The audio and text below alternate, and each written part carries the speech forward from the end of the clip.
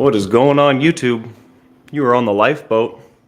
It's Captain Calhoun speaking. What's going on? Happy Wednesday. Good morning. Having some coffee as usual.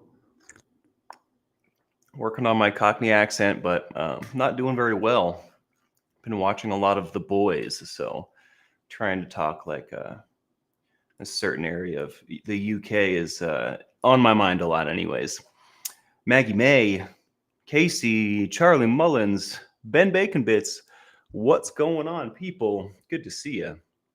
Shannon Smith, Jersey Jan. Roberta, I think I did get those stickers. Miss Sunrise Dawn. Layla Bradley, I live for now. What's going on? It's going to be a good day, people. It's going to be a great day. I tell you what. Jersey Jan. I don't know if I've ever said hello to you, but I love that name. Welcome in. Bayou Babe, of course. Sahuaro Christmas. Millie the Dandelion, mostly lurking. Out of sorts today. Well, I'm feeling a little strange myself, but that's why I'm saying it's going to be a great day. 'Cause I'm trying to turn the tables on that. Last night, I woke up like 4 or 5 times. Felt like the night would never end. I watched the sun come up this morning, which was kind of neat. One of my favorite things to do. In my opinion, better than the sunset. To watch the world wake up is pretty cool. Pretty friggin' sweet. Pretty special moment. Carol Ann, what's going on? Puka Vista. What's going on, y'all? What did I miss? Anything new? Rick Smith, welcome in, brother. And there's something in my throat. We're going to ignore it. It's going to be great. I can't wait. We're going to talk about some boundaries today, specifically setting them, and maybe, go through a bunch of examples, hopefully. And also, the Journal Companion is up and for sale on thelifeboat.live is our website. From what I understand, only PayPal is working right now. I'm continuing to work out these kinks. We've sold a few of them. Only one instance of an error has come back to me, and I solved that just by sending the journal out to the person. So far 100% greatness, but I would like to work out why the other payment methods aren't working, right? But anyways, we'll get there. For now, PayPal is working, and I guess it emails you a link, which is weird. I thought it would just let you download from the server, but I'll look into that as well. But it's good. It's good. We've been working on this thing for almost a year now. Finally out. And when next year rolls around, we'll do another one. Updated, new questions, kind of like a saga of journal companions. Dirty Mouse, Flick Fox, Riley's Human. Hello, people. All about the sunsets. And most people are. Over the Grand Canyon and Navajo reservations were the best. There are definitely some life-changing sunsets in my lifetime that I've seen, but I have to say I really just prefer the sunrise. Most people also say they're not morning people, and I feel like there's a correlation there. If you're being awake early in the morning isn't your favorite thing, you're not going to be a sunrise person, And I have to say I'm not a huge fan of being awake in the morning. But every sunrise I've ever caught has just been a breath of fresh air to my life. So there's that.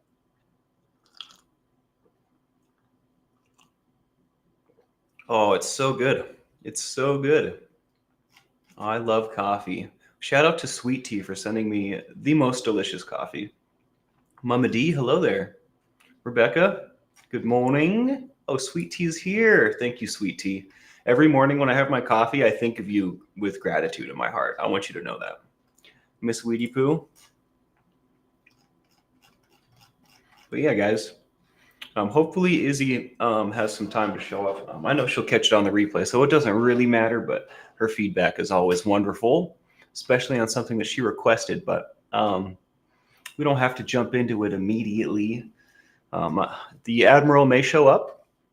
He needed to get a little extra sleep, so he may just pop in. That's how he does. So stay tuned for that. I hope he does. The sunset over the Gulf of Mexico near my home is spectacular. Oh, I bet.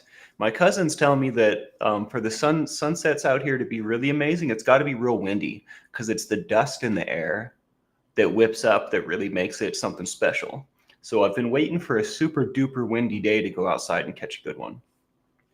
Although from my balcony, it's like, it's kind of mediocre. If I could get a little bit more elevated, like if I could get on the roof, that would be excellent. An excellent spot. Yeah, the Admiral does need his rest. If I'm having trouble sleeping, I know that he had tenfold trouble. So we both have a history with that, but his is much longer and more storied, I will say. And the proceeds go to a good cause, says Sweet Tea. Fantastic. Yeah, I was looking at the packaging. It's super interesting. And they all three of them had a totally unique flavor and aroma. I love that word. Aroma. Patty Collins, welcome in. Love right back at ya. Scooby Lee, welcome in. I tell myself I'm going to get up for the sunrise, says Flick Fox, but I end up going to sleep just before. You know, this happens to me a lot, I have to say. It either works out or it doesn't. It's a tricky thing to time. It's hard to get up at that time. It is. The smog in LA makes the sunsets gorgeous, I bet. I used to live in Los Alamitos. I don't know if y'all are familiar with that area. It's right between like Cypress and Long Beach and Seal Beach. This amazing coffee. Please hold. I will go grab a bag.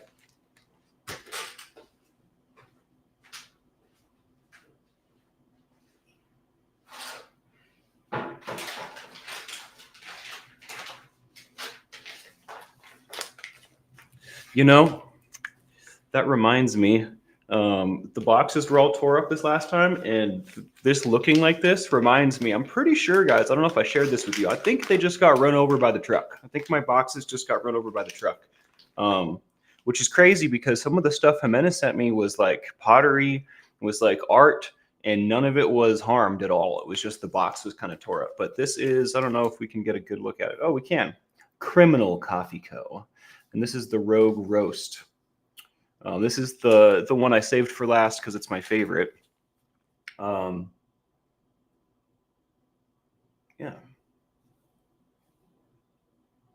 Maybe you can even get this this QR code, right? That would be pretty cool if you could get it through the computer.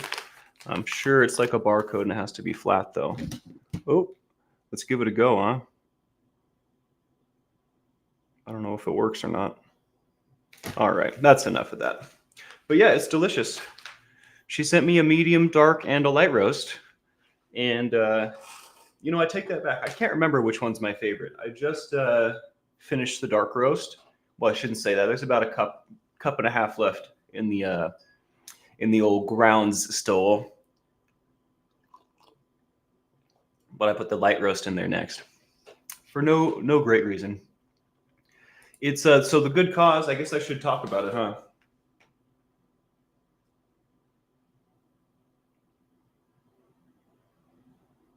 It says it on here somewhere. I know I read it the first time I got it. Fight crime. A portion of proceeds from every bag sold will be donated to the organizations dedicated to combating crime. There you have it, folks. Providence, Rhode Island, baby. All right. It is pretty funny though, right, Jersey? How fitting for my dad at least. I've definitely done some things I'm not proud of, but I didn't do any prison time. Thank the Lord. Thankfully. Patty Collins, y'all. I'm sorry about typos. Don't worry about it. Not seeing real well without glasses. I'm glad you're here, Patty. Been thinking about you. I saw your email the other day. I don't know if I have responded yet or not, but I will be doing that today if I haven't. Mittens, welcome in. Yeah, guys, let's get into some boundaries, I guess. Let's get into some boundaries. This song is very distracting. I'm going to change it. That's a lot better. Phone is dying and have a lot of wood to chip and split. Catch y'all on the flip side. Have a great day, Maggie May. Good luck splitting your wood. Splitting that wood. Yeah, my family down in Texas, I love their accents, I have to say, the way they talk. QR code worked, says Rebecca Emerfall. All righty then. Ben Baconbit says he's the typo god, the self-proclaimed typo god. If he is used to me, he can read any typo any of you offer. All right then. Let's set boundaries, says Shannon Smith. Well, so there's lots of different boundaries, right? And these are all going to be specific to like whatever situation you're in. So we can go through some examples, or maybe we'll just like spread it out over a couple different situations, but I have a whole lot prepared, right? So we'll just kind of dance through here. And then please, as we're going, give me feedback. Like, let me know what you think. If a situation pops up in your head that you know, want some help setting boundaries with, please speak up. And if there's something you've been dealing with for a while, like something you know right now, please speak up, because we can just skip right to it. So personal space, emotional boundaries, time boundaries, relationship boundaries, digital boundaries, work boundaries, financial boundaries, health boundaries. There's probably a million more. You can set boundaries for damn near everything. But like, so I think a good example is, and I'm going to use my dad. He hasn't set this boundary with me or in front of me with anyone, but I know for a fact, because I know him, he's not big on physical contact, you know? He likes his personal space, his personal bubbles, like real solid, right? So politely declining physical contact that makes you uncomfortable. That is a boundary that a lot of you, that a lot of us may need to set. And the way you might go about doing that is saying, hey, please don't touch me. Or, hey, I don't want to hug, you know, please, just respect my boundary. Or, there's a million ways to say it. The key with setting the boundary is to be clear. Don't dance around the message so much that it's not clear, but also be polite as possible, but firm, right? There's a nice gray area. I don't know if it's a gray area, but there's a nice medium, a nice middle ground. I'm going to have to take this hoodie off. It's getting hot now. There's a nice middle ground where the boundary is clear but firm, but not like rude. You know what I mean? And honestly, if it comes across rude, it's probably because this person is stepping all over your boundaries. You know what I mean? Which is not what we want. My hair is not ready for the internet. I leave my AC on at night, so when I get up, it's cold in here. Yeah, the key is clear boundary, try to be polite, right? But don't sacrifice clear message for politeness, right? It's way more important that the message is clear. Please don't touch me right now. And honestly, that sounds a little charged, right? Which is fine. Maybe they'll pick that tone up and back up. You know what I mean? Because that's the idea. Another good example, let's see. Asking people to respect your privacy in certain areas. We talk a lot about journaling, and it's been brought up that there's a fear of people reading my journal, or not me, but people have said, hey, I'm worried that someone is going to read my journal. And sometimes it's a significant other. This is troubling, to say the least. If anyone in your life, especially your significant other or your family, is not respecting your privacy, it's a big problem. The boundary needs to be set, and if they're not going to respect it, for me personally, if someone's not respecting my boundaries, I remove myself from their presence, or I remove them from my presence. It's a lot easier for me to remove myself, right? I don't have control over other people. I can say, hey, don't read my journal. Like, why would you do that? And they'll respond how they will, right? But this is one of those things, one of those boundaries. If they're stepping on this boundary, there's something wrong with them. It's pretty clear cut, like privacy. You know what I mean? Like, what is supposed to be private is not a mystery. My journal is private. You shouldn't be reading it. And that. Everybody friggin' knows that. People that were born yesterday know that. So that's one of those boundaries that you might handle a little differently. Maybe that one, there might need to be a little confrontation, like, hey, why'd you do this? Or, sometimes I personally will forgo the confrontation entirely, and I'll just clean up my side. I'll just do everything that I can on my side and then ignore it, right? And by that, I mean, I won't give them the opportunity to read it ever again, right? There's going to be either I'll put it in my safe, or like I'll literally hide it, or but not in a way that's like going to stress me out. Like I'll just put it under my mattress, or I'll just, and then if they're going through my things, that's a huge, huge problem too, right? So I try and just make it as simple as possible for myself, especially when setting boundaries as far as privacy goes, because that's kind of close to the chest, right? And then me and Ben were talking about this earlier, setting limits on how much time you spend with others to ensure you have time alone. That's another way of saying, scheduling time for myself, but you're doing it on the front end rather than the back end, right?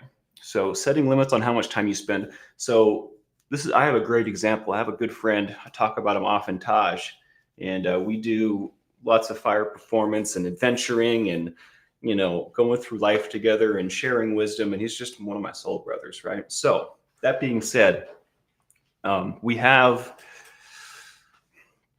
a communication style that sometimes is difficult, or I shouldn't say style, but we have gotten into a pattern of when we communicate. And I had to learn. We do a lot on the phone. I had to learn that when we get on the phone, if I don't have a bunch of time, I need to tell him that at the outset of the phone call. Otherwise, we'll get into the thick of things and then I'll have to bail and it'll bother him. It'll bother me. We'll be in the middle of something. We won't get anywhere with it. So that goes into setting limits on how much time you spend with others, right? And if I don't have the time to spend, I need to tell that person on the outset of our activity. That way that they know what to expect. Be like, yo, Taj, I only got maybe 20 minutes and I got an appointment, and then he can either decide whether he wants to get into the deep stuff at all, or like maybe we do as much as we can and then we get back together for the second half, or maybe we just keep a surface right now, and kind of catch up, a little bit. That'll be like a time boundary. I'm going to take a second to read some comments because I just busted through 3 separate boundary sets. Wow, wow, wow. I'm going to make weird sounds. Wow, wow, wow. And making weird sounds is just me being me. And honestly, TKK, as a Swede, we shake hands, we don't hug, especially people we don't know. That's my personal space and should be respected. Sometimes I don't feel like shaking a hand. And I don't want to set a bad example, but usually in those moments, I will just stare the person in the eyes and I just won't take the hand. But that's probably not the nicest way to set a boundary, but it is quite firm. It is quite firm. They get the message. I've had boyfriends read my journal and never speak to me again. Good riddance. What? How rude. You know what I mean? How rude. I'm sorry to hear that, Shannon.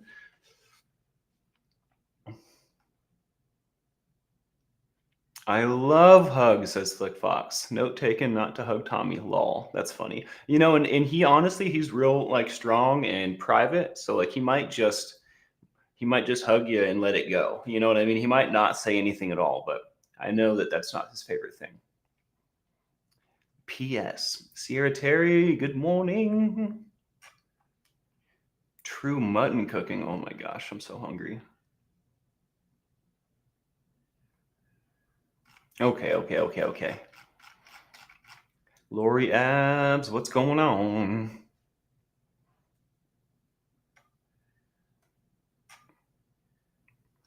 You guys have so much great feedback. Being walked away from hurts me so bad. It actually feels painful. I wish it didn't. Interesting. This is definitely something that deserves more exploration, Flick. I would bet that this is rooted in something that's much deeper and much more personal.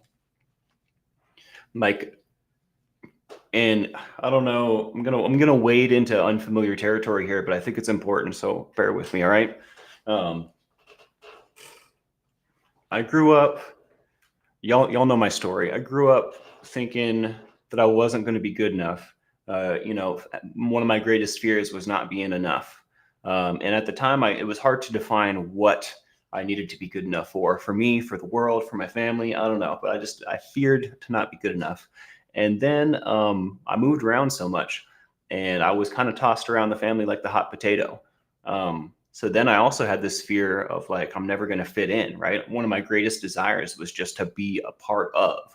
And all of that stemmed back to my childhood, moving around, my parents being dope heads and neglecting Um, and then like even extended family, grandparents and uncles, and like sharing me, like household to household, like no one wanted me, and obviously I've worked through that. That's not necessarily how I think about it now, but at the time, that's what was going through my head for a lot of my life. That's what was going through my head. And this created a lot of other things, a lot of other reactions to other situations. For example, with Lucy and I think a lot of that trauma that I had from my childhood enabled us to not communicate very well. I sometimes need to walk away when I get overwhelmed because I'm being emotional and not logical, and that would hurt her real bad. Kind of the same way that you're talking about, Flick Fox. But I have to say, if I had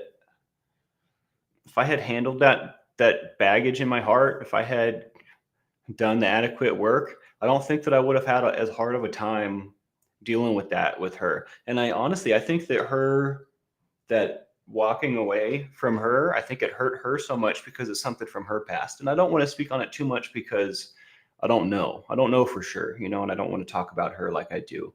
But I imagine that it's a similar kind of situation where, that makes you feel that way because something in the past was very impactful on your life. And I know this is kind of I'm just using, like, I'm not being a little vague, and that's just because I don't know your specific situation, but I encourage you to do a little digging on that. Um, and the only reason I say that is because I know that it can't just be me that walking away is the solution sometimes. If I'm emotional, okay, so for example, if I don't walk away sometimes, I'm just gonna explode. Maybe I'm gonna break stuff. Maybe I'm definitely gonna get excessively angry and scream and yell. It's gonna be terrible if I don't walk away. So I mean, obviously that's my problem, right? Um, anyways. Sorry to hear that, Flick. There is hope though. Lucy has walked through it. I've walked through it, and I have faith. I believe in you. I think you're going to walk through it too.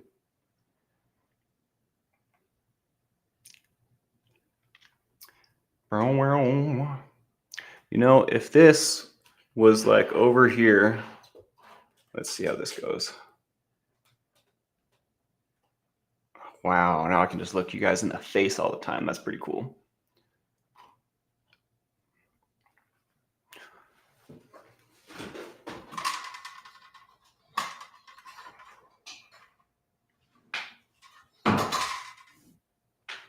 Sweet deal.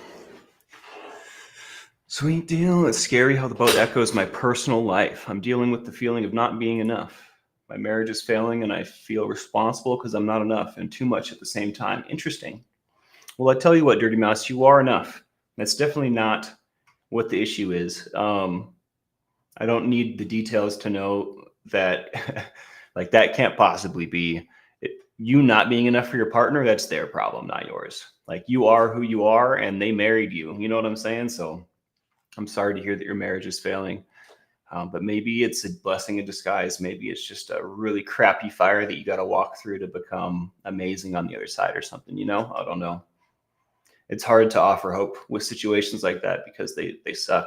It's a crappy sitch. But I promise you, you're enough. That's not the deal. Please don't put that on yourself. That's something that I put on myself for most of my life. And it crushed my self-esteem, something that I'm continually building back up day by day. Relationships don't always work, says Shannon. Wow.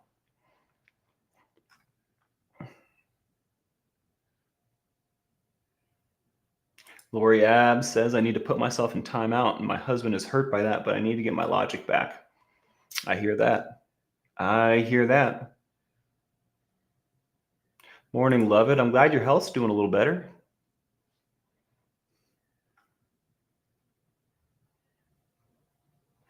Rebecca says, I am single and my space and independence is very important to me. Kindness, respect, communications, and boundaries. Very important to me. I like quiet to journal. I like that. Thanks, Lori. I appreciate that. It's amazing that I'm sharing me, she says. Lisa Trimble, I'm a hugger. but I've learned to ask before hugging unless it's a person is already holding their arms out. I've also occasionally said, "Please don't hug me right now." That's a great way to set a boundary. I'm not the most delicate with my words. For some reason, that's a struggle for me. Even though I do have good words and I can find them if I spend some time doing it, my natural flow is to just get the words out, and often it's not very tactful. It's kind of a blunt instrument. So that right there is wonderful. Please don't hug me right now. That's simple, to the point, polite, can't be taken the wrong way. That's nice. That's what we're looking for. Good morning, Kristen.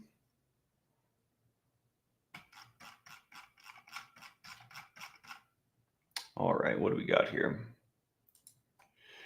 Emotional boundaries, huh? Expressing when you need emotional support without feeling guilty. I feel like I saw this example either on a boat or on a TV show. I feel like this has been present in my recent past, but expressing you need emotional support without feeling guilty. So that goes like, let's say me and my significant other are at home. I just got home from work, right? I've been working all day. I had a really, really trying day, like a crazy day. I need like to relax. I am emotionally drained. And I come in and she wants to talk to me about something that happened at work. Um, and what that means is like me listening and her talking and kind of dumping, right? Venting, right? And that's how we do stuff sometimes. I need to immediately on the outset before that starts be like, hey, I had a really trying day. I need support or alone time for a little while. Or maybe that's the boundary that she sets, right? Because she's kind of in the same position. Hey, all this happened. I need some support. Can you please be there for me or something? And don't feel guilty about that. That's kind of what your significant other is for, right? You don't have to move through this world alone. Refusing to engage in conversations that are overly negative and toxic. This is a boundary that I don't care to set kindly. This is a boundary that I will just set firmly with whatever words I think are going to get the job done most efficiently, right? So if someone's trying to engage me in an overly negative or toxic conversation, I'll just be like, hey, I'm done. I'm not doing this right now. You know what I mean? And they're going to get uppity and more and more and more. And I'm going to be like, well, I'm going to either walk away or I'm going to shut them down with some more words, right? But I refuse to have negative and toxic conversations. When I got clean this last time around, most of the people around me were negative and toxic and not like, they weren't the people that I needed around me. They were people that were not respecting my boundaries. And I had to do a lot of house cleaning, so to speak.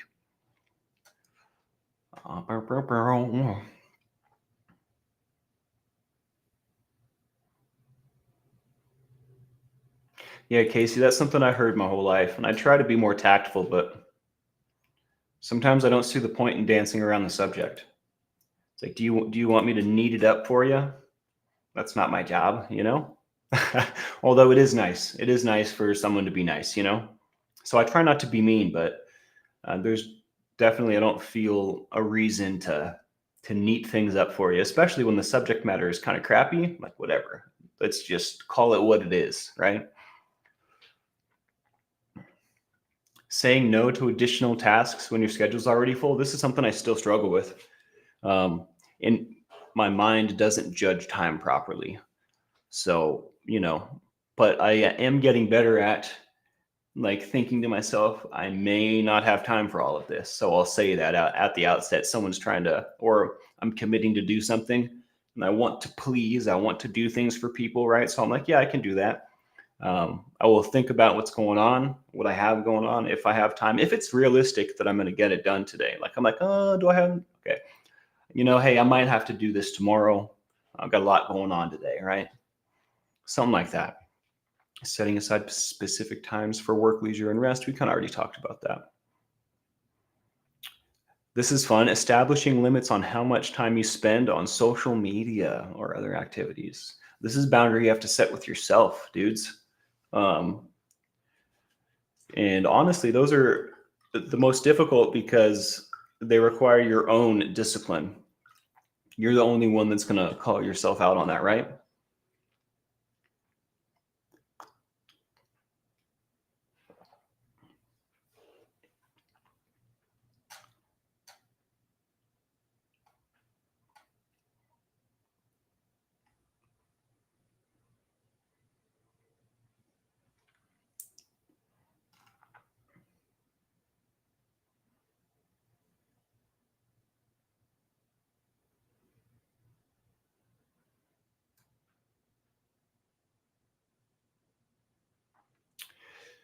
Yeah, all that stuff's fake, in my opinion. Living in the gray area, like the small talk and the masking and the like, the way you interact with like people in those kinds of environments, like just working in a restaurant. I feel like that's so fake, and I hate it. I hate being fake, and I know that's like my perception, like affecting my life, right? If I'm in that position, right? If I'm working at a restaurant and it's bothering me, it's because it's how I'm thinking about it, and it's what I'm doing, how I'm thinking about what I'm doing. Like I understand that's my fault or whatever, but I can't shake that thought. It's just fake. Like I don't want to be fake. I want to be authentic. I don't want to be fake for a friggin' second, not for a millisecond. I had to get out of retail pretty quick. It was one of my first jobs, one of my first few jobs. Thankfully, that didn't last too long.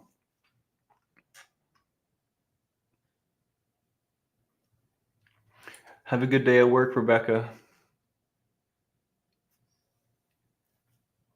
Love it says, isn't it otherworldly how when you get clean, you start to see things that were in front of you all along? Painful but freeing at the same time. Hard work, though. Absolutely. Definitely, I'd rather look at the world with those eyes than my old eyes. I'd rather see than not see. Sometimes it's a double-edged sword, but if I don't see what's going on in my world, how can I adjust it to how I want it to be? You know what I mean? If I'm blind to the truth, how can I have any truth?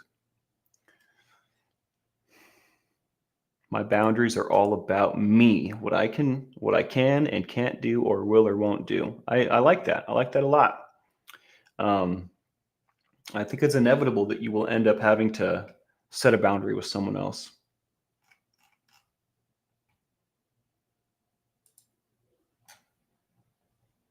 Kielbasa sausage. Clearly defining expectations in a romantic relationship. This one's good. This is something I had to learn. If I'm ever meeting someone for the first time and I find them attractive, I take great care in our first few like communications.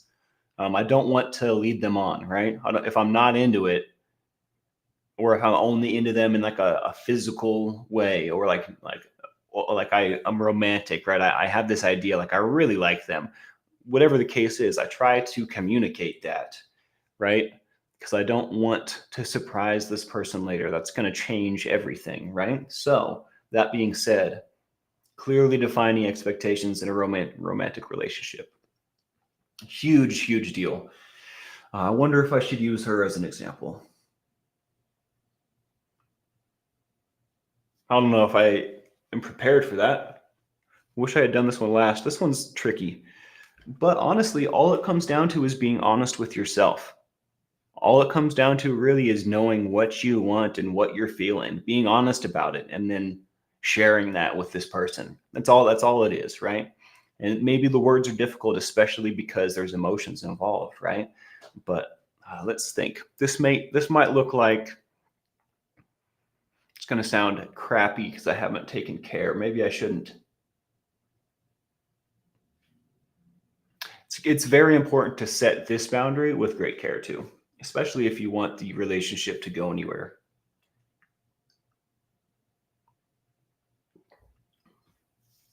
Um, hmm. Hey, I'm not really that into you. That's a good one. Or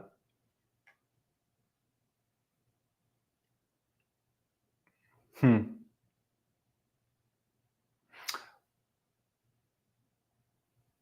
Yeah, this one I think just comes down to like it's you the I personally want to dance around this subject no matter what I'm trying to think of like how to say it. My brain just extrapolates and wants to say all kinds of things. Like, don't do that. Just say what you mean. Like, hey, I really like you. I'd like to see more of you. Or I have trouble telling people that I'm only into them physically. So I don't know if I have the best example for that. And maybe that's just because that's not who I am. Like I don't really like to just go out and have sex, I guess. I like to have a relationship, a connection with somebody before, during, and after. So if that's the kind of boundary you're trying to set, I can't really help you with that. I don't really know what to say. I don't do that. Um, And if I do one day, I'll come back and tell you about it so that we can share that boundary. But usually, when I do this boundary, I say, "Hey, I'm really into you. I'd love to see more of you. Can I take you out sometime? Or, let's, do you want to get together? I really enjoyed that. Did not expect to have so much fun. I'm glad I bumped into you." Something like that, right? Morning boat, Shelly Kelly. It's not you, it's me and where I am in life right now. I hate that, to be honest, Casey. Um, don't sugarcoat it. At least that's how I feel. Some people like it sugarcoated, but I would rather a girl just tell me like, "Hey, I can't do this anymore. I'm not into it." It's not you, it's me. It's like, come on, come off it. That's how I feel, at least. That hurts my feelings 100% of the time. It's like I wasn't worth telling the truth. I wasn't worth getting the blunt, like the real answer. You had to hit me with a cliche. And I'm not trying to be mean or anything, Casey. I'm just giving you my opinion on that. I don't like that at all. Izzy E made it in, couldn't chat on the phone app. You're a poet and you didn't even know it, but I'm happy the computer works. Heck yeah. From a female perspective, how does a guy feel if you tell them you are interested? Interesting. I don't know if I speak for all men. I'm kind of a strange one, but I like not having to guess. I definitely like not having to guess. Although I've gotten pretty good at being able to tell if somebody's into me. You know what I mean? There are certain things that people that are into you do that people that are not into you don't do. You know what I mean? But yeah, being told that I'm into you, that's pretty cool. It feels good. And then it takes a lot of guesswork out as well. So that's my perspective on that, Shannon. Some people might not like that. Some people might be into playing games and whatnot. That's not me.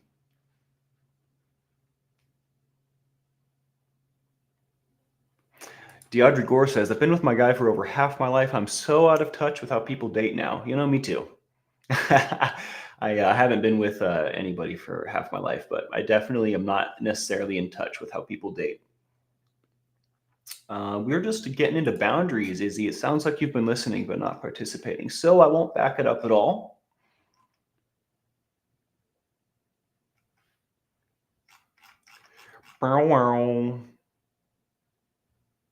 That's good, Casey. We are on the same page. It's very fluffy. It's not the truth. It's not me. It's you. I'm not into it anymore. You know what I mean? Like, it's not like you're a bad person or anything. I'm over it. I don't know.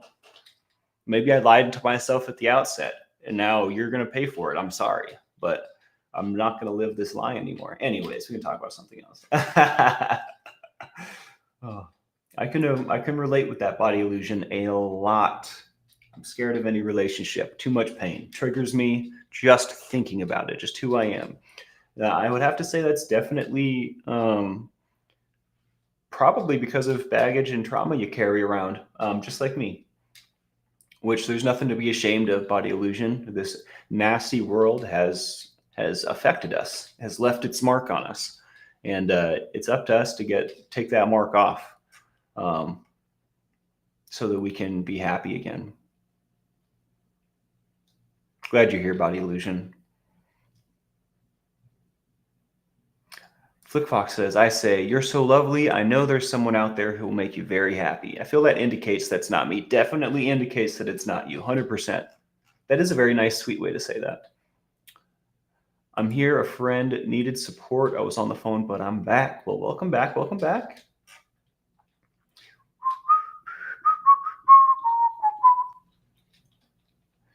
All right, let's get. I have a ton of boundaries here.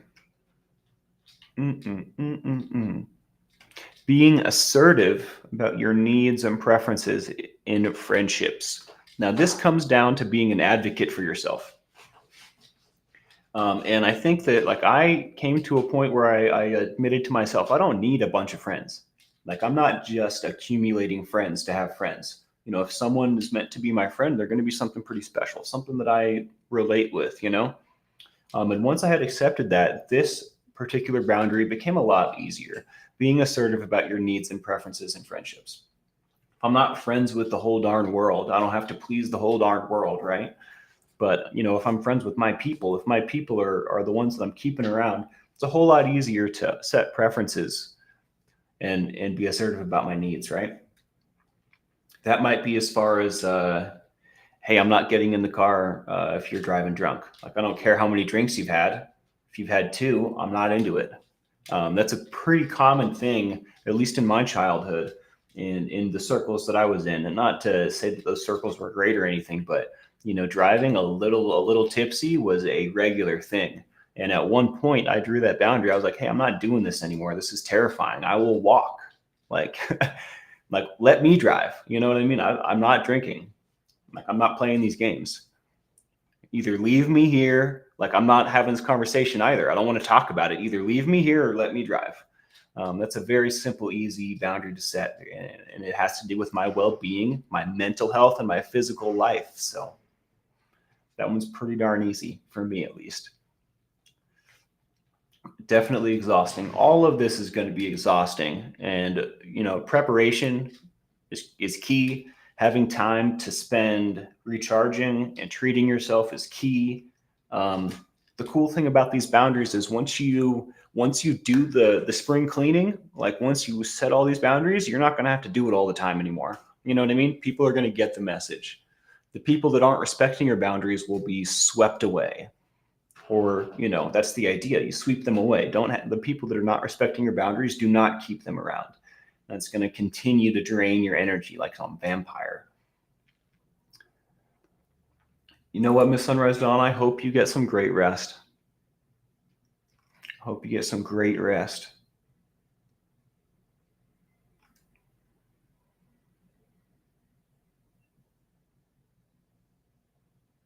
I don't want to listen to this song either. Oh, that's a lot better.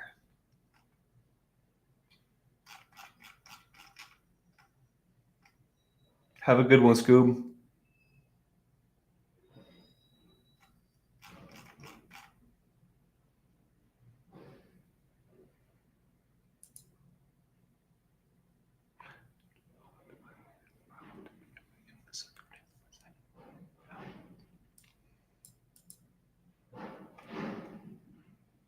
Setting limits on screen time to prioritize face-to-face interactions. Interesting. Establishing guidelines for when and how you will respond to emails and messages. That's something that I can do a lot better. The thing with that for me is I need discipline.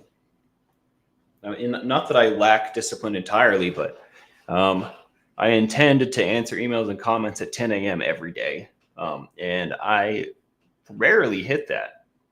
I've come to a pattern of getting through emails and comments like every other day, and I'll do it at a random time instead of the time that I have allotted for it. So that's my own discipline issue.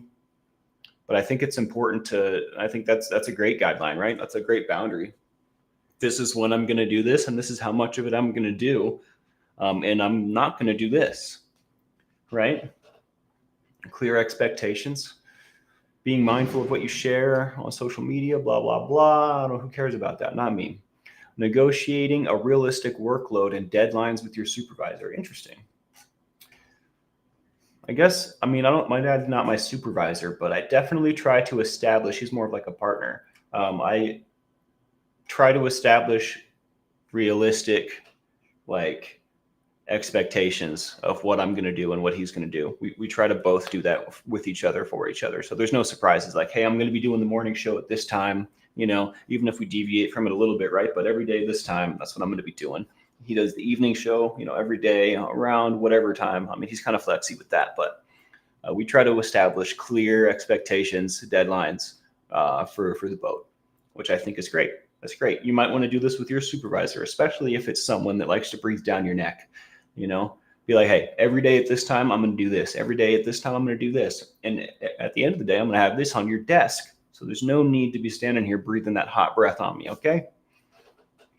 Morning, Jamie Palmer. I definitely have had to do this in the past with jerk bosses. And often setting that boundary wouldn't stop them from breathing down my neck. For some reason, they felt it very important to put that hot breath on me. Declining work-related requests outside of regular working hours, unless it's an emergency. This is something that I've noticed a lot of companies will try to get you to do. They'll try to get you to take your work home, and like it'll be like they'll try to take like a little bit until you give them everything you've got. And that's just the corporate landscape, I think. That's just the corporate culture, at least here in America. And honestly, I'm not willing to give up my free time for my work. I'm not going to work 14-hour days. I'm not going to sell my life to some corporation. I'm going to do what I want to do. And that's just how I live my life, I guess. So that's why I'm not working one of those jobs. But if I was working a corporate job or a job with a boss, I probably would be declining any outside of work. I'm not taking work home. You can pay me extra. You can pay me for that time. You know what I mean? That's the whole point. I'm not doing work off the clock, dude. That's crazy. That's crazy. And even if you are paying me, I'm not working a 14-hour day. I'm not going to go home to my family or just to my personal space and do more work. That's crazy. So, and I think that boundary might look a little bit like no. That's one of my favorite ways to set a boundary. Just no, I don't think so. And they're going to respond or whatever. And I'm going to be like, dude, no, it's my time. Give it to Charles. And then they might, try and flex a little bit their corporate power. And then I don't suggest you say this, but the first thing that comes to my mind is below me is what I usually say, but don't say that. I'm working on better words to use, but I get pretty frustrated with people trying to take from me. And it's really hard for me to keep it calm and not say things like that. So, but maybe a better thing to say would be just repeat yourself. No. And then be like, do you value my work? Okay, then stop. Cause I'm about to walk out and never come back. Like this isn't how you treat, this isn't how you respect employees. I don't know. There's a lot of ways to go about that. I try to keep it simple at work though. I try to just say no. Because you can get into some pretty hairy conversations, especially with supervisors that have been in this landscape and are much more equipped to navigate corporate whatever bullcrap bureaucracy. I don't want to get in the depths of that conversation because I know I'm going to lose, right? I don't know things. He does know things. She knows things that I don't know. So I don't want to really have that conversation. I want to cut it off at the stem, at the root. No. That's how I set that one. Try not to say blow me. Try not to say that. But I will say, if you come out with something outrageous like that, sometimes they don't test the waters as much afterwards. Sometimes it completely backfires. Again, I don't advocate to say that. I don't advocate to come over the top, but sometimes coming over the top with it is a great way to get them to back off permanently. Again, I don't advocate that. Don't do that, but that has happened a few times for me. Jimena says, well, my boss wants everything done at the same time. I say, I'm working on these things. I am just one person. I'm not staying late. Prioritize, reassign. That's fantastic. That's very, descriptive, to the point, polite, clear cut. It's good. We're checking all the boxes there, Jimena. Fantastic.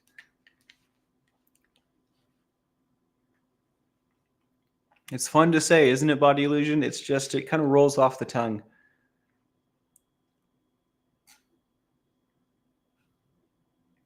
And often you have to do that, because the employer is working in the gray area until you bring up actual stuff, right? The only thing that worked for me via corp work was to read the HR handbook. Amazing how employers can't argue with the HR handbook. It's true. And often they will take advantage until they know the rules. And busting out the HR stuff, those are the rules. You know what I mean? So now they know that so they'll probably back up a little bit. But I mean, I have given so much to some companies in my day just because I didn't know what my rights were, what I was allowed to do and what I was required to do and stuff. Boundaries are very important, but they can also be overdone. Too many boundaries can make you unnecessarily guarded and not allow you to step outside of your comfort zone. This is a great point. This is a great point, and that's up to everyone individually. Um, and I'm going to say something. It might not be popular, but I'm going to say it. I think there's a difference between a boundary and a wall. A wall is something we build defensively, probably not consciously, but like, let's say, for example, I was talking earlier about fearing that I would never be good enough. I put up walls in my head to protect myself from situations like that, and that is not a healthy thing. That's not a boundary. Setting a boundary is a conscious decision. A wall is a defensive measure that comes up subconsciously from trauma. So boundaries are very important, but I think the overdoing thing is, I think you're misconstruing boundaries for walls. Um, it is up to us to work through our trauma and tear down our walls. But also, I mean, once you do that, you'll be quite vulnerable and exposed to the world, right? So we want to set up clear boundaries to defend the parts of ourselves that need defending. But I agree, a lot of people are on the other end of the spectrum. They're too protected, right? This is definitely not geared towards that. But I mean, I love a good counter argument, Beta. It's the proper way to do a persuasive essay, or so they said when I was in school.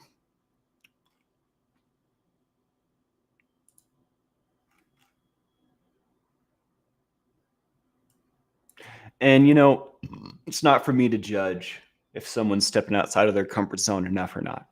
You know what I mean? It's for me to decide how far outside my comfort zone I want to go. So I try not to. That kind of seems like I'm judging other people. I don't want to do that. I'm going to worry about my boundaries and my walls, and whether or not I have enough or too many of them. Deidre Gore says, after I left my last job, the person who replaced me started having migraines for the first time. I felt so vindicated, but I was not the problem. And I think a lot of corporate landscape, like a lot of ways that these companies are set up, are like they're not set up to respect your time and energy. They're set up to use you like a tool until you're broken, which is sad. Which is sad. The system is so complicated. The first thing I think when I start thinking about like broken aspects of the system is I want to fix it, but it's so complicated and there's so many moving parts and there's so many things that are affecting other things. Like it's almost nigh impossible to really make a real difference in more than just my life. So I try to focus on making differences in my life. Although the boat is a product of trying to change other people's lives too. So I guess that's not entirely true. Financial boundaries. Saying no to lending money if it puts your financial stability at risk. This is not something I have trouble with. I definitely am a people pleaser and I like to help. And money's not very important to me, like other than paying my bills and feeding me. I'm not a huge fan of money. I don't need a whole lot of it, right? It would be cool to have yacht money or whatever, but like it's like a daydream. So like lending money is something I don't bat an eye at, but I definitely know if I have it or not. You know what I mean? And if I don't have it, that's just what I say. Some people this is a little more difficult for, but I don't think that I'm the person to ask about setting this boundary. I've not had to set this boundary because I don't have any money. I am broke. Declining work-related requests. Oh, not what I wanted. Setting limits on how much you spend on others' requests or expectations. Strange. Being clear about financial responsibilities and shared expenses or partnerships. Interesting. I don't have a whole lot of financial experience. I'm going to skip this.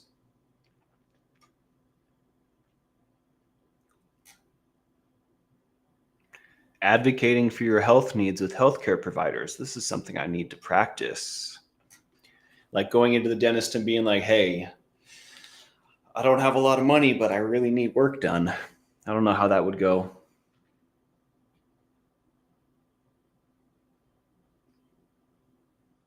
Setting boundaries around my diet and exercise routine to maintain physical well-being. Try to work out 5 times a week. I usually land on about 3. But this is like a setting with myself kind of boundary, right? Like I'm going to eat extra food, I'm going to exercise, or I'm going to be unhappy. Like that's just how it works. So I have to set that boundary with myself and then keep the discipline. Um, and I guess that's not as very helpful to talk about because it's a boundary I'm setting with myself. But it has to become important for me. If it's not important, if I don't value what's going on, I'm not going to keep to it. There's going to be no discipline unless it is important. So the health and the fitness had to become very important to me. In fact, it wasn't until I like visualized this like bigger, more muscular, more healthy me that it really started to matter, because that's an exciting thought, right? Like, what if you didn't see my ribs? What if I would just had like an 8-pack? What if I looked like a friggin' superhero? That's a pretty exciting thought. And then it became a whole lot easier to keep that boundary, to set that boundary with myself and keep it. And I think that has more to do with my ADHD than anything else. If it's not important, I don't care. There's no middle ground. I either care or I don't, which is not a good thing. It just is. It is what it is. Question. Spanx, with all the love and help you give to the boat, are you getting enough out of this endeavor? Absolutely. I'm not getting rich. I tell you what, I'm barely making it, but I feel amazing. My quality of life has never been higher. I'm doing what I want to do in the world and in my life. I've got plenty of free time. I spend a lot of time doing boat stuff. Like I'm working, I'm playing hard, both. I'm getting rest. I'm gaining weight. I don't know. Everything in my life is quite amazing right now. I definitely could make more money. I'm not making money. I'm barely making it, but like I'm not complaining at all. Like my life has never been better. Body Illusion. Thank you for asking that. This hasn't changed my life. The regular amount of stress and like self-disappointment and self-doubt and just name a bunch of negative emotions and judgments on myself right there. I don't carry that crap around anymore. And that's just one aspect of it.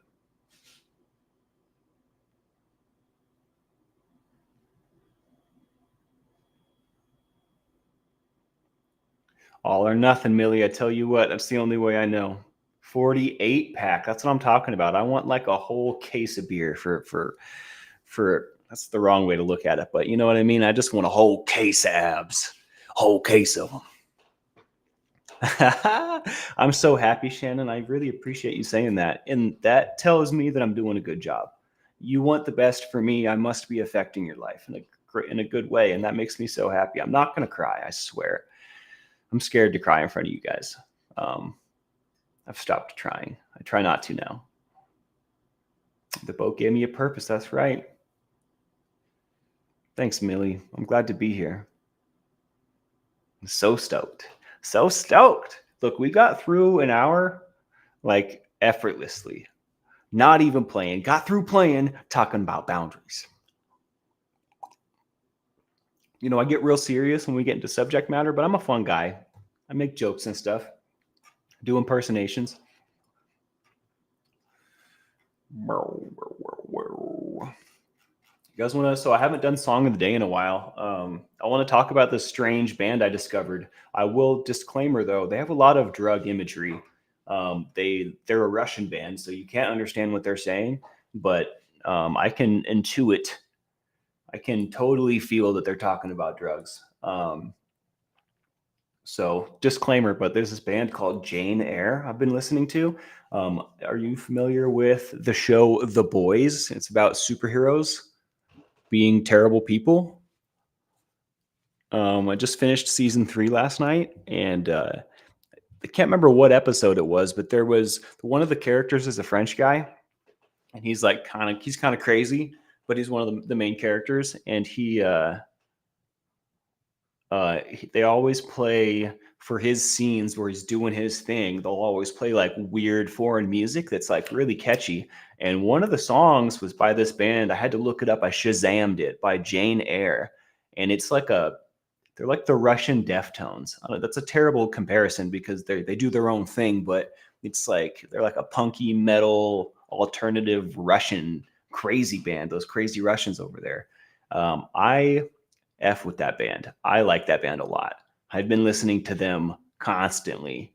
Although it is kind of hard to listen to all day. It's a little rough, but yeah, The Boys. I'm going to start season 4 today. See what happens. I will say, now that we're talking about The Boys, there are so many scenes that make me so uncomfortable, and I hate this show, but I also love this show. All the blackmail and the sexual stuff, and like like the excessive amount of blackmail is just not for me. And then the sex scenes, I'm never a big fan of the sex scenes. But yeah, there's a lot about the show. Like I'll turn it off in the middle of an episode often and go do something else. Like, screw this show. But I always come back because I have to know how it ends. I'm too invested now. Oh, my pleasure, Millie. I hope to take a little bit of the doom vibes away every time, little by little. No shame in crying at all. That's right. Which one's Jensen Ackles, Deaudre Gore? I guess I could just look him up. Oh yeah, absolutely. He I forget his name, but he's from Supernatural. Soldier Boy is the character he plays.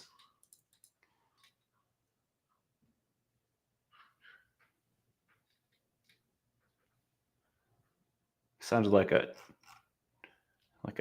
bird choking.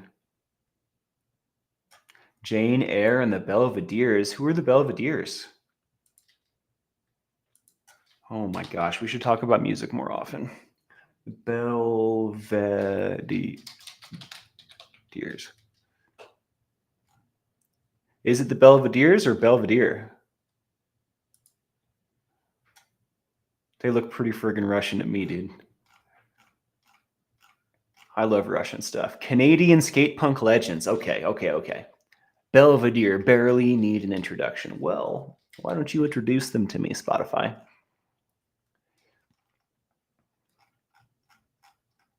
Okay. I will be checking them out. Thank you for that. Thank you very much for that. Yeah, the whole love-hate thing. And I think love and hate kind of go hand in hand. It's a very strange thing. Passion can go either way, right? But like something that you're passionate about, you're gonna feel real strongly about it, and that's where love and hate come in. I think they're the extremes of the spectrum, and they may or may not be different sides of the same coin. I'm not, the jury is still out on that one, but it's great. It's great. They're great. There's my Tony the Tiger impersonation. Mediocre at best. 48 pack from your fire dancing. I only have a 6-pack when I'm on fire. I shouldn't say that. I have been working on it a lot. So maybe not the case anymore, but it used to be the case. In fact, I don't know if y'all have seen this photo, but let's figure it out. Let's figure it out. There's a photo of me doing a fire performance on the 4th of July many years ago, but I have the most wonderful 6-pack. It's not the most wonderful, but it's only there because of the lighting. And I am going to share this at the very end of the video. I don't know if y'all have seen this or not, but this used to be as close as I could get to a 6-pack. And it's only when I'm on fire because of the lighting, right? And my skin is so pale, you can't see it in the sun. But I've been doing a lot of work, so I don't think that's necessarily the case anymore. Lucy did most of the captions on my Instagram. Some of them I felt compelled to change because it's just not what I would say. But shout out to Lucy. She's a sweetheart. I wish her the best. All right, y'all. Hit that like, subscribe, and the bell for notifications if you like what we do here. It certainly makes a difference.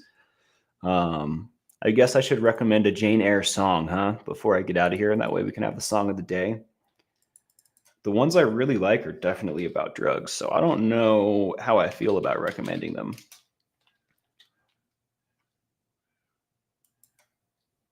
And some of them most of them are written in Russian as well, which is wonderful.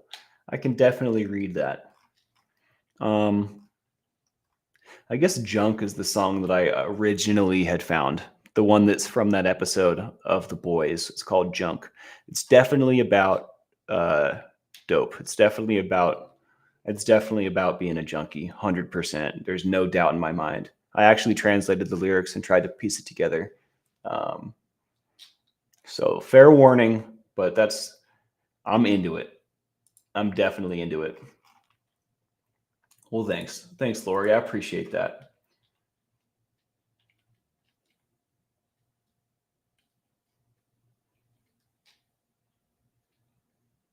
Oh, Body Illusion. You guys are stars. You guys are the real heroes.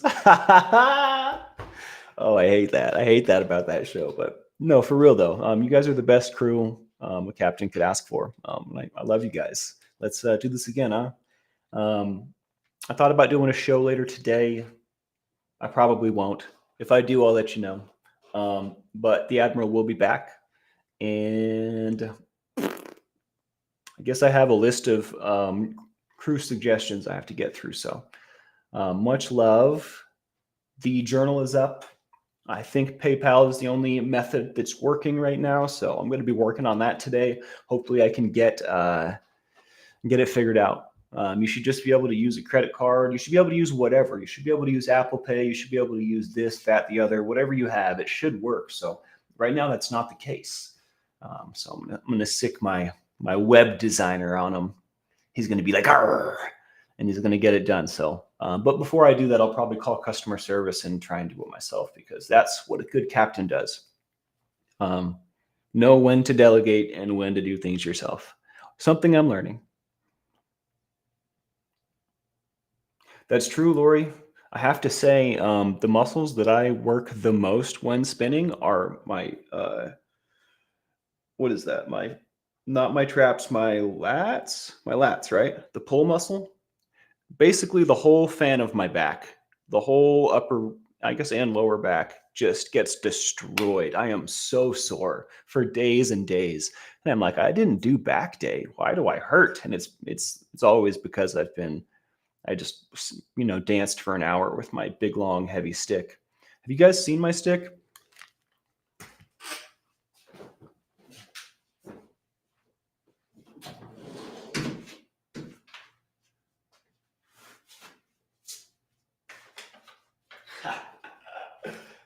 I don't know if Sweet Tea is still here, but the other day I had this in the rain going to the jam, and I used one of the coffee bags to protect my wicks from water because if they're wet, they can't burn. So, but this thing's heavy. I brought it out because it's really, really heavy, and it's really tall.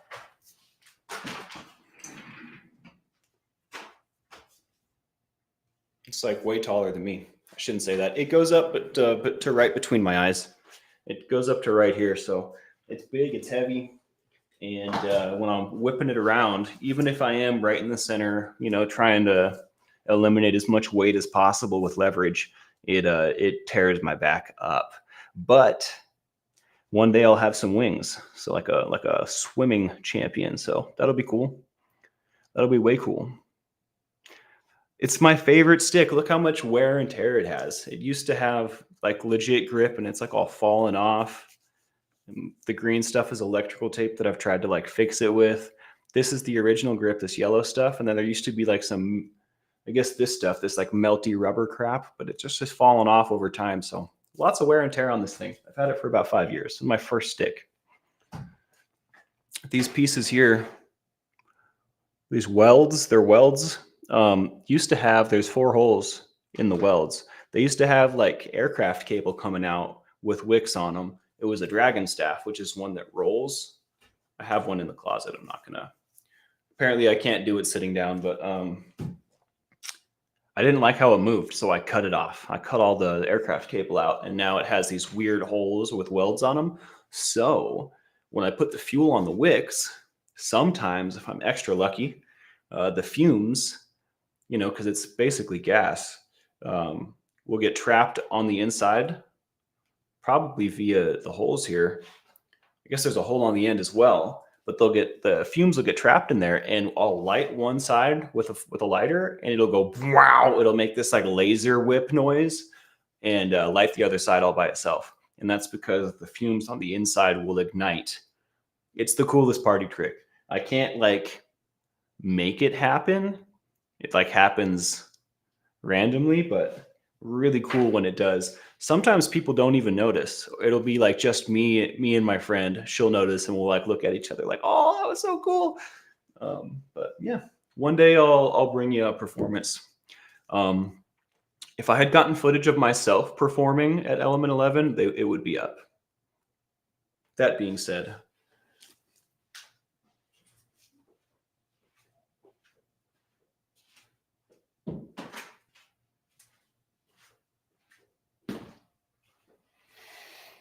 hit that like, subscribe, and the bell for notifications if you like what we do here. Body Illusion, thank you so much for that. And thanks for liking my stick, Shannon. It's one of my favorites for sure. All right, y'all. I am getting out of here now. It's my pleasure. As always, we'll see you soon. All right. Take care.